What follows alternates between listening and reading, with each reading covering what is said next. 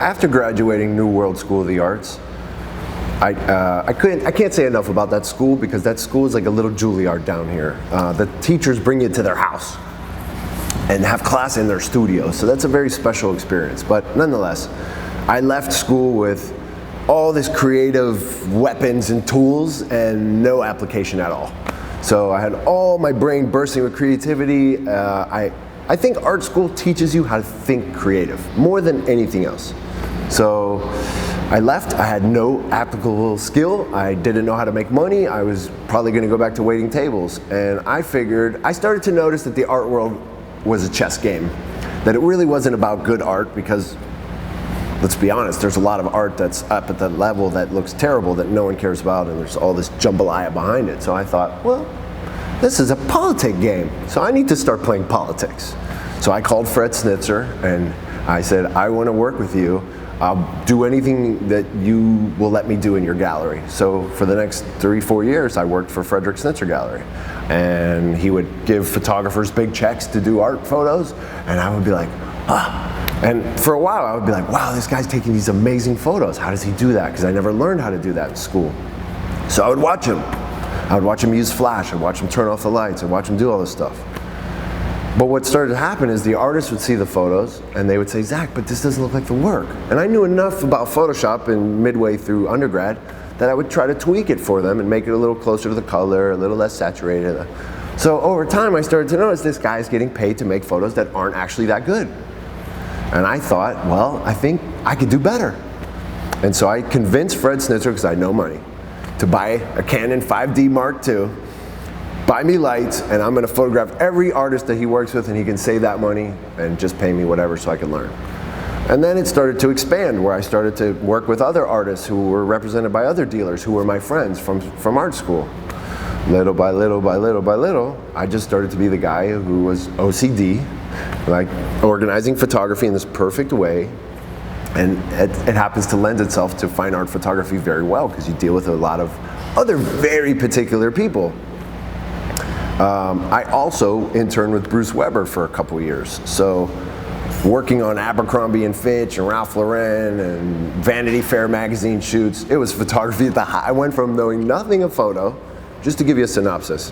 I shook the can of air, the compressed air, and sprayed the lens that Bruce was in the middle of an Abercrombie shoot, because I didn't know any better. So I froze the lens and gave it to him, and it was that kind of experience. But after working with Bruce, I didn't like fashion photography because everybody was so vain. Every reflective surface, the entire tribe of people were staring at themselves. So I thought, like, wow, this is amazing, but there's something not kosher about this for me. And luckily, I had a professor in school who was a fine artist who made her career off of making artwork, not making commercial photography. And I was pretty actually against commercial photography for a while. So over time, I started shooting for my artist friends. So in short, what photography has turned into and what it is to me, photography is now a password. It's no longer a printed image. Being the guy who people understand is a good photographer and this and that has allowed me to permeate certain economic boundaries and situations that I was not allowed into as the artist. But as the photographer, I get in any door I want. So that is actually what my next body of work of this is about. How many doors can I get into, because you don't know where I come from. But the nice Jewish kid, you would never suspect would do such a thing. But I've been through a lot, so sometimes my creative freedom is shocking, because I think most people, as they become adults, they lose that tenacity to just be nuts and lose their mind with their craft a little bit. So now, photography allows me to stay close to the art world that I love, but just far enough away from the disgusting part of it. So I get to go to artist studios and hang out with them and talk to you and get a history lesson. And I didn't want my adult life to look like my parents, which they hated their life. They made money, but I feel like my understanding of a man is not the 1950s idea of masculinity, which is like beat your brains out, throw your life away, and I wanted to smile and have fun and enjoy my existence instead of like doing it for the family or doing it for just as dragging life around. It was just like, why would you wake up?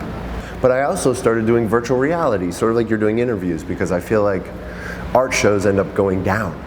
So all my friends who are like, damn, Zach, I didn't see that show that you're talking to me about. I'm now able to say to them, oh yeah? Well, guess what? You can still walk through it.